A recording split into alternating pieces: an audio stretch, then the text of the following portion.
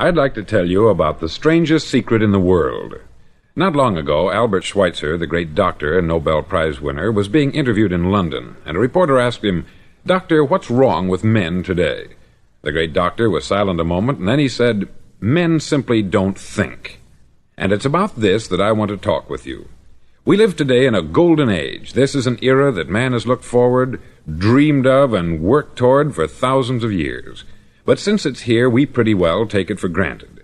We in America are particularly fortunate to live in the richest land that ever existed on the face of the earth, a land of abundant opportunity for everyone. But do you know what happens?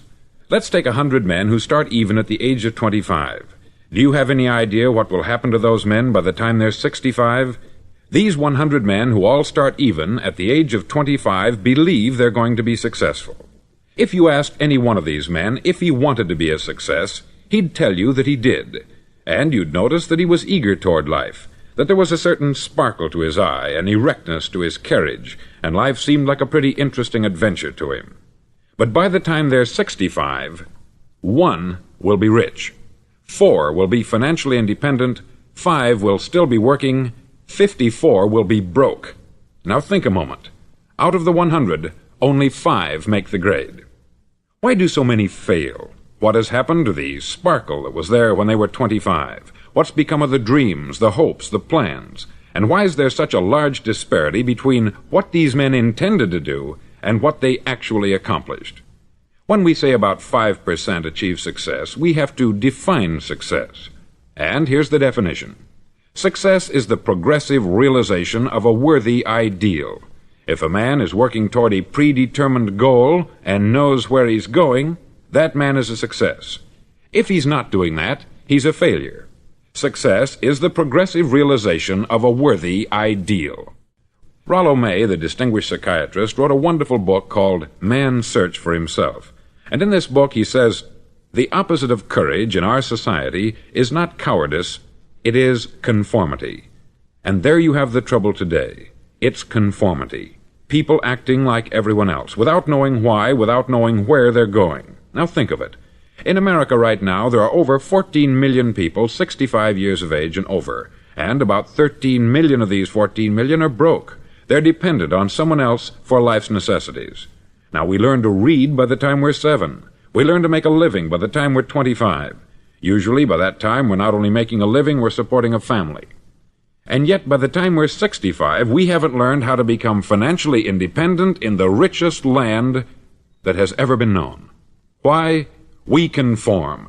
And the trouble is that we're acting like the wrong percentage group, the 95% who don't succeed. Now, why do these people conform? Well, they don't know, really. These people believe that their lives are shaped by circumstances, by things that happen to them, by exterior forces. They're outer-directed people. A survey was made one time that covered a lot of men, working men, and these men were asked this question: why do you work? Why do you get up in the morning? 19 out of 20 had no idea. If you ask them, they'll say, everyone goes to work in the morning. And that's the reason they do it, because everyone else is doing it. Now let's get back to our definition of success. Who succeeds? The only man who succeeds is the man who is progressively realizing a worthy ideal.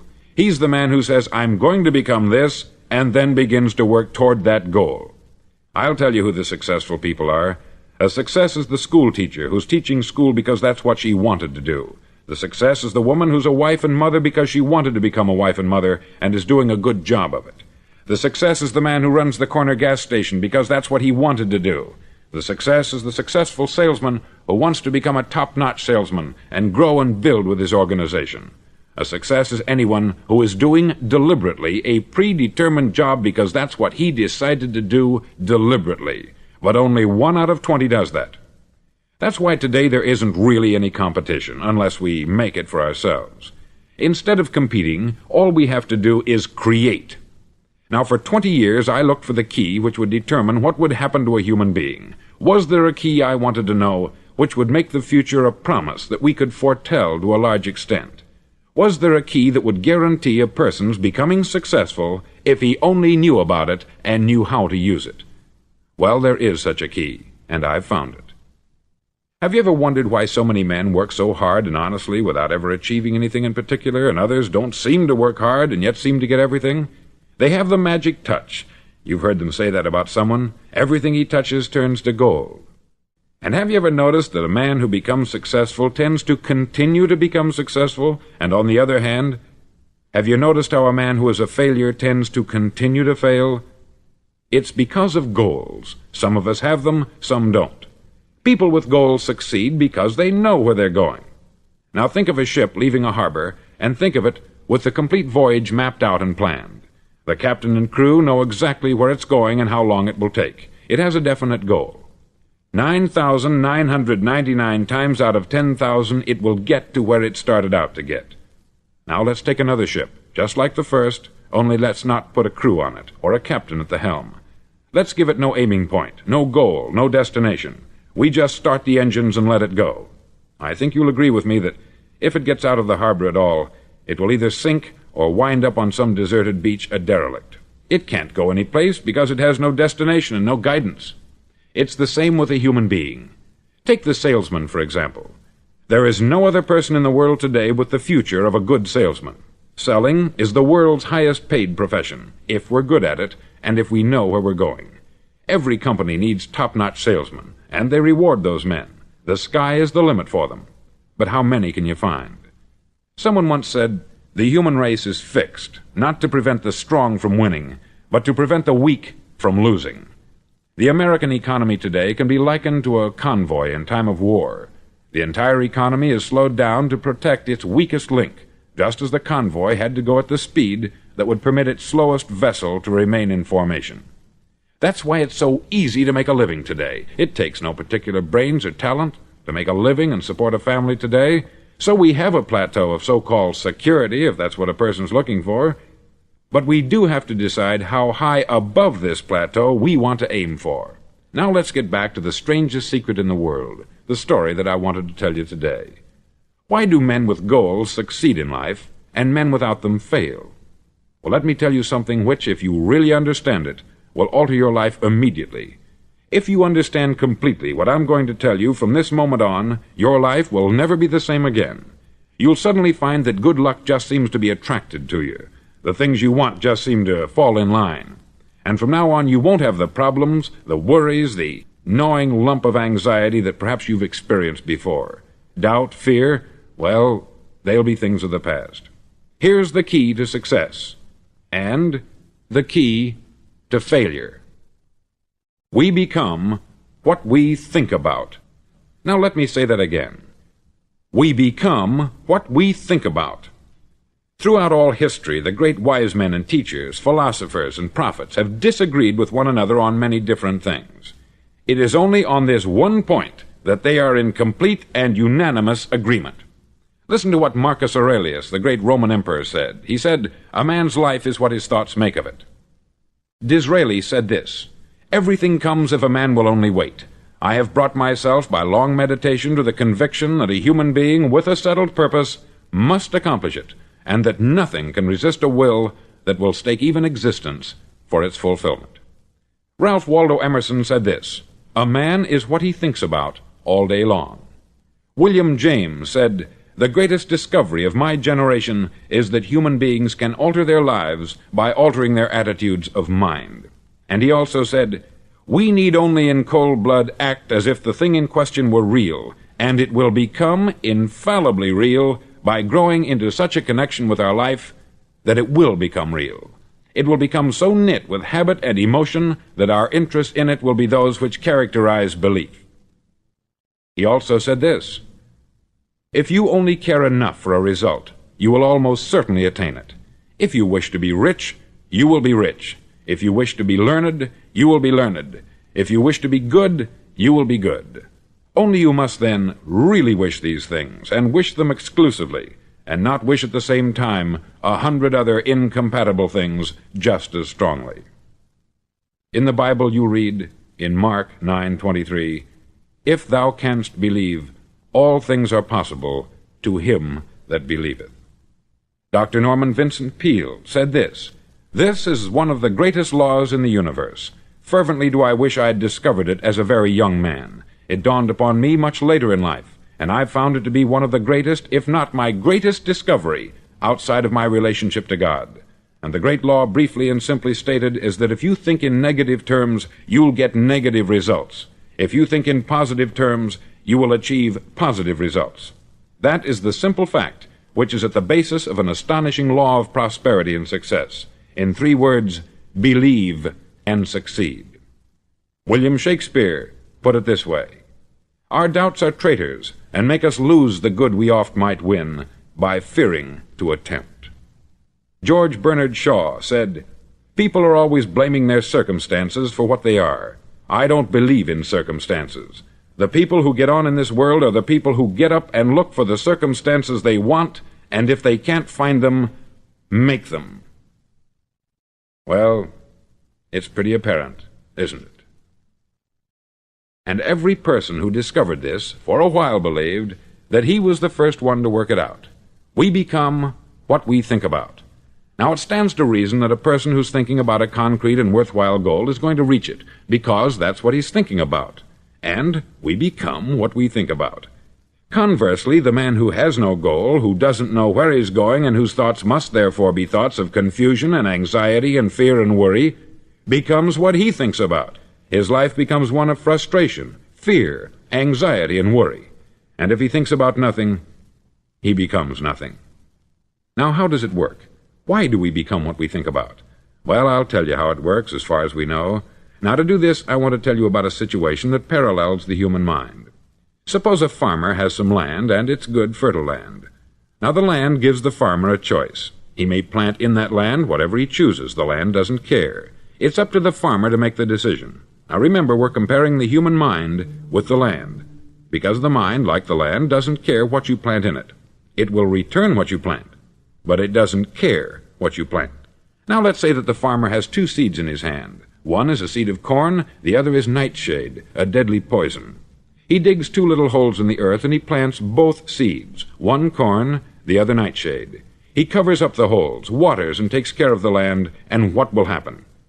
Invariably, the land will return what is planted. As it's written in the Bible, "As ye sow, so shall ye reap." Remember, the land doesn't care. It will return poison in just as wonderful abundance as it will corn. So up come the 2 plants, one corn, one poison. Now, the human mind is far more fertile, far more incredible and mysterious than the land, but it works the same way. It doesn't care what we plant. Success, failure. A concrete, worthwhile goal, or confusion, misunderstanding, fear, anxiety, and so on. But what we plant, it will return to us. You see, the human mind is the last great unexplored continent on the earth. It contains riches beyond our wildest dreams. It will return anything we want to plant. Now, you might say, well, if that's true, why don't people use their minds more? Well, I think they've figured out an answer to that, too.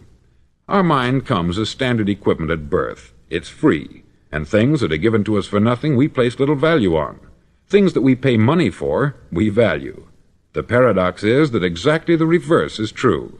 Everything that's really worthwhile in life came to us free. Our mind, our soul, our body, our hopes, our dreams, our ambitions, our intelligence, our love of family and children and friends. All these priceless possessions are free, but the things that cost us money are actually very cheap and can be replaced at any time. A good man can be completely wiped out and make another fortune. He can do that several times. Even if our home burns down, we can rebuild it, but the things we got for nothing, we can never replace. The human mind isn't used merely because we take it for granted. Familiarity breeds contempt. It can do any kind of job we assign to it, but generally speaking, we use it for little jobs instead of big important ones. Universities have proved that most of us are operating on about 10% of our abilities. Decide now, what is it you want? Plant your goal in your mind. It's the most important decision you'll ever make in your entire life. Do you want to be an outstanding salesman, a better worker at your particular job? Do you want to go places in your company, in your community? All you've got to do is plant that seed in your mind. Care for it. Work steadily toward your goal, and it will become a reality. It not only will, there's no way that it cannot. You see, that is a law, like the laws of Sir Isaac Newton, the laws of gravity. If you get on top of a building and jump off, you'll always go down. You'll never go up. And it's the same with all the other laws of nature. They always work. They're inflexible. Think about your goal in a relaxed, positive way. Picture yourself in your mind's eye as having already achieved this goal. See yourself doing the things you will be doing when you've reached your goal. Ours has been called the phenobarbital age, the age of ulcers and nervous breakdowns. At a time when medical research has raised us to a new plateau of good health and longevity, far too many of us worry ourselves into an early grave trying to cope with things in our own little personal ways, without learning a few great laws that will take care of everything for us. These things we bring on ourselves through our habitual way of thinking. Every one of us is the sum total of his own thoughts. He is where he is because that is exactly where he really wants to be, whether he'll admit that or not.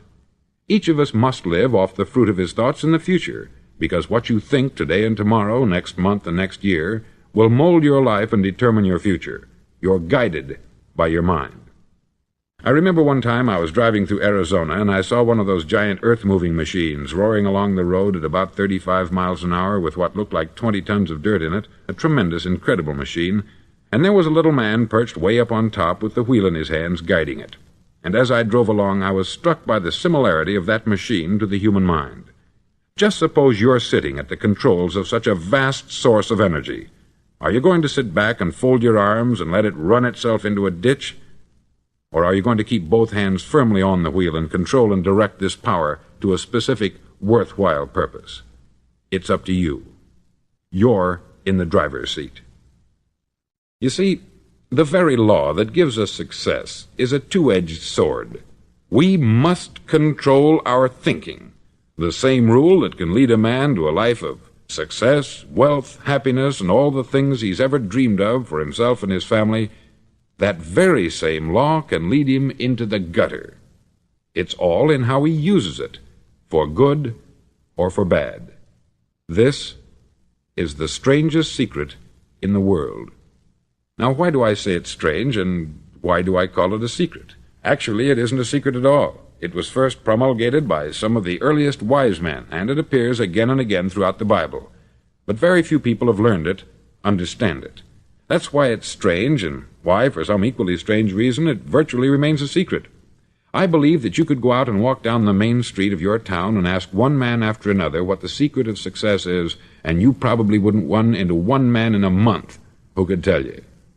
Now, this information is enormously valuable to us, if we really understand it and apply it. It's valuable to us not only for our own lives, but the lives of those around us, our family, employees, associates, and friends. Life should be an exciting adventure. It should never be a bore.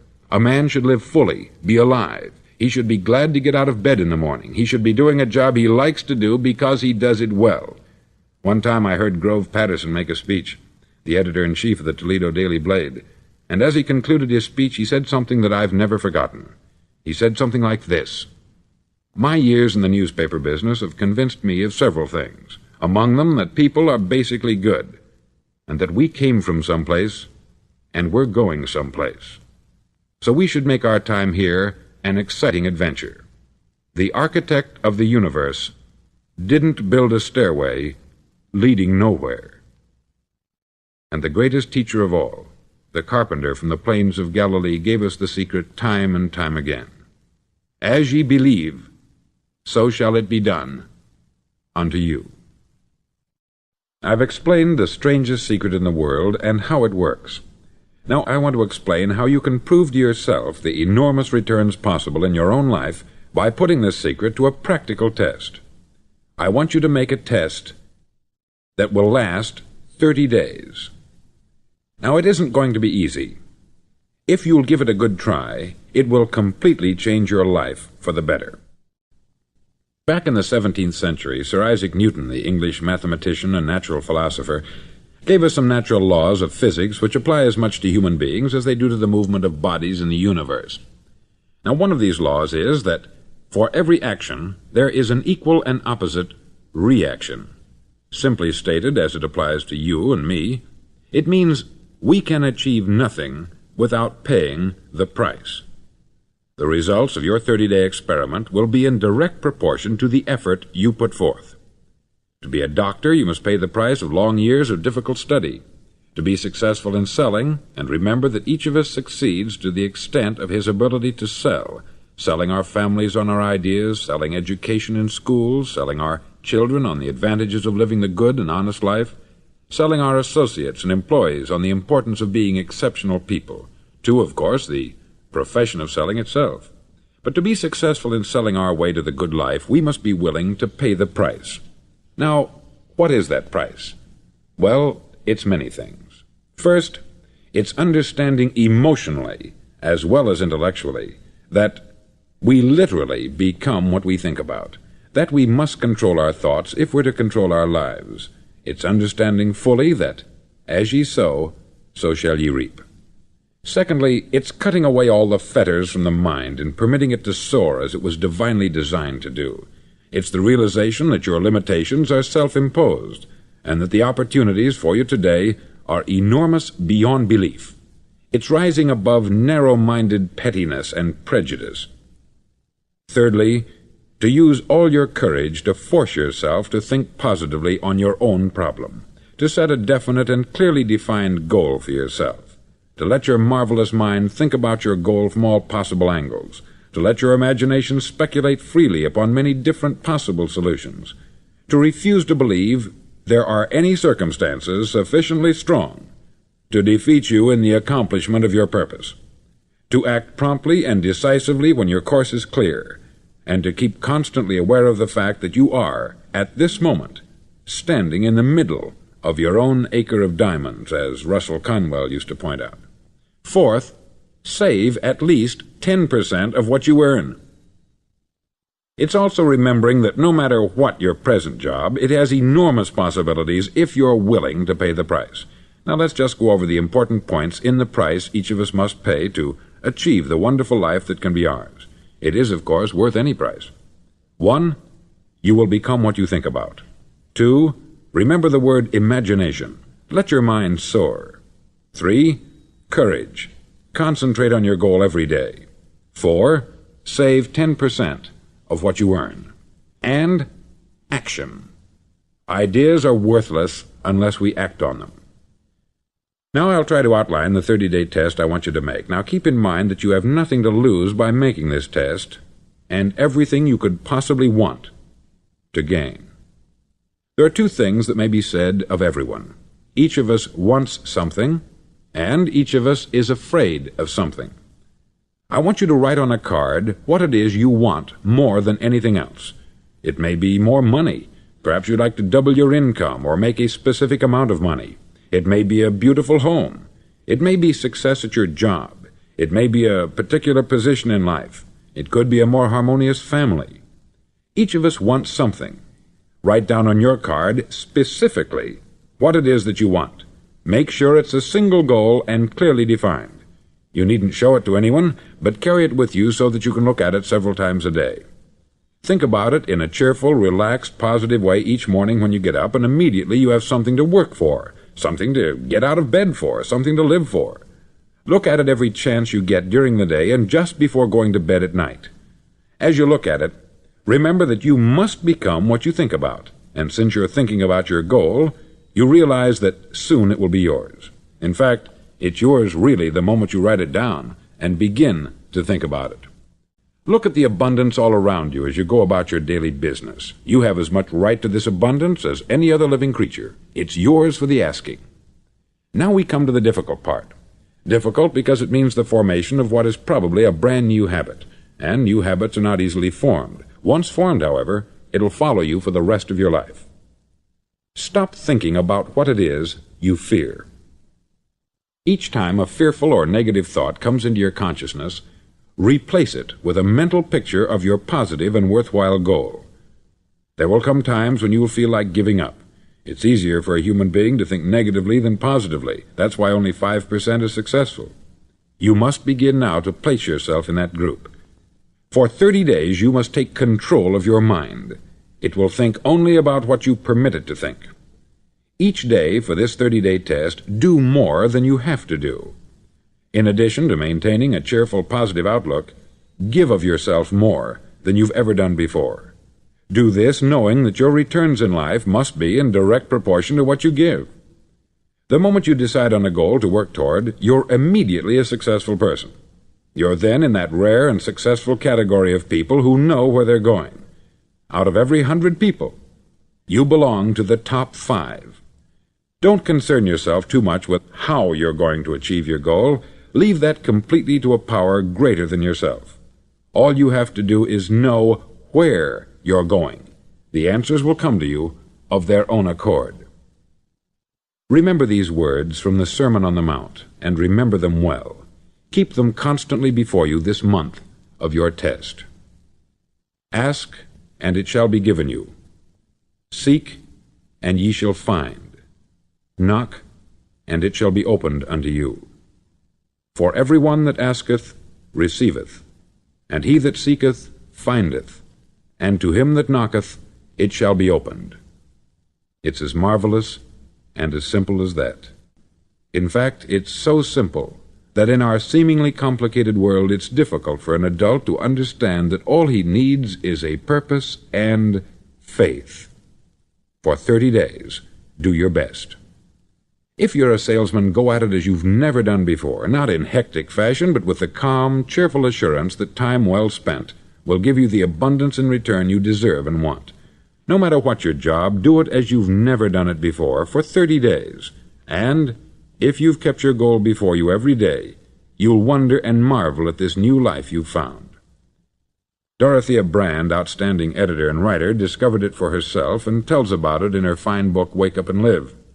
Her entire philosophy is reduced to the words, act as though it were impossible to fail. She made her own test with sincerity and faith, and her entire life was changed to one of overwhelming success. Now you make your test for 30 full days. Don't start your test until you've made up your mind to stick with it. You see, by being persistent, you're demonstrating faith. Persistence is simply another word for faith. If you didn't have faith, you would never persist. If you should fail during your first 30 days, by that I mean suddenly find yourself overwhelmed by negative thoughts, you've got to start over again from that point and go 30 more days. Gradually your new habit will form until you find yourself one of that wonderful minority to whom virtually nothing is impossible. Don't forget the card. It's vitally important as you begin this new way of living. On one side of the card, write your goal, whatever it may be. On the other side, write the words we've quoted from the Sermon on the Mount. Ask, and it shall be given you. Seek, and ye shall find. Knock, and it shall be opened unto you. Nothing great was ever accomplished without inspiration. See that during these crucial first 30 days, your own inspiration is kept at a peak. Above all, don't worry. Worry brings fear, and fear is crippling. The only thing that can cause you to worry during your test is trying to do it all yourself. Know that all you have to do is hold your goal before you. Everything else will take care of itself. Remember also to keep calm and cheerful. Don't let petty things annoy you and get you off course. Now, since making this test is difficult, some may say, well, why should I bother? Well, look at the alternative. No one wants to be a failure. No one really wants to be a mediocre individual. No one wants a life constantly filled with worry, fear, and frustration. Therefore, remember that you must reap that which you sow. If you sow negative thoughts, your life will be filled with negative things. If you sow positive thoughts, your life will be cheerful, successful, and positive. Now, gradually, you will have a tendency to forget what you've heard on this record. Play it often. Keep reminding yourself of what you must do to form this new habit. Gather your whole family about and listen to what's been said here at regular intervals. You know, most men will tell you that they want to make money without understanding the law. The only people who make money work in the mint. The rest of us must earn money. This is what causes those who keep looking for something for nothing or a free ride to fail in life. The only way to earn money is by providing people with services or products which are needed and useful.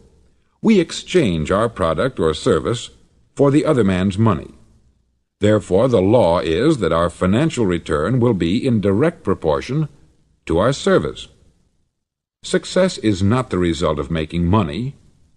Making money is the result of success, and success is in direct proportion to our service. Most people have this law backwards. They believe that you're successful if you earn a lot of money. The truth is that you can only earn money after you're successful. It's like the story of the man who sat in front of the stove and said to it, "Give me heat, and then I'll add the wood." How many men and women do you know, or do you suppose there are today, who take the same attitude toward life? There are millions. We've got to put the fuel in before we can expect heat. Likewise, we've got to be of service first before we can expect money. Don't concern yourself with the money. Be of service. Build, work, dream, create. Do this, and you'll find there's no limit to the prosperity and abundance that will come to you. Prosperity is founded upon a law of mutual exchange. Any person who contributes to prosperity must prosper in turn himself. Sometimes the return will not come from those you serve, but it must come to you from someplace, for that is the law. For every action, there is an equal and opposite reaction. As you go daily through your 30-day test period, remember that your success will always be measured by the quality and quantity of service you render, and money is a yardstick for measuring this service. No man can get rich himself unless he enriches others. There are no exceptions to a law. You can drive down any street in America and from your car estimate the service that's being rendered by the people living on that street. Had you ever thought of this yardstick before? It's interesting. Some, like ministers and priests and other devoted people, measure their returns in the realm of the spiritual, but again, their returns are equal to their service. Once this law is fully understood, any thinking person can tell his own fortune. If he wants more, he must be of more service to those from whom he receives his return. If he wants less, he has only to reduce this service. This is the price you must pay for what you want. If you believe you can enrich yourself by deluding others, you can only end by deluding yourself. It may take some time, but just as surely as you breathe, you'll get back what you put out. Don't ever make the mistake of thinking you can avert this. It's impossible. The prisons and the streets where the lonely walk are filled with people who tried to make new laws just for themselves. We may avoid the laws of man, but there are greater laws that cannot be broken. An outstanding medical doctor recently pointed out 6 steps that will help you realize success. 1. Set yourself a definite goal. 2. Quit running yourself down. 3. Stop thinking of all the reasons why you cannot be successful, and instead think of all the reasons why you can. 4. Trace your attitudes back through your childhood and try to discover where you first got the idea you couldn't be a success, if that's the way you've been thinking. 5. Change the image you have of yourself by writing out a description of the person you would like to be. And 6. Act the part of the successful person you have decided to become. The doctor who wrote those words is a noted West Coast psychiatrist, David Harold Fink, M.D. Do what all experts since the dawn of recorded history have told you you must do. Pay the price by becoming the person you want to become. It's not nearly as difficult as living unsuccessfully. Make your 30-day test. Then repeat it. Then repeat it again. Each time it will become more a part of you until you'll wonder how you could ever have lived any other way. Live this new way, and the floodgates of abundance will open and pour over you more riches than you may have dreamed existed. Money? Yes, lots of it. But what's more important, you'll have peace. You'll be in that wonderful minority who lead calm, cheerful, successful lives. Start today. You have nothing to lose, but you have a life to win.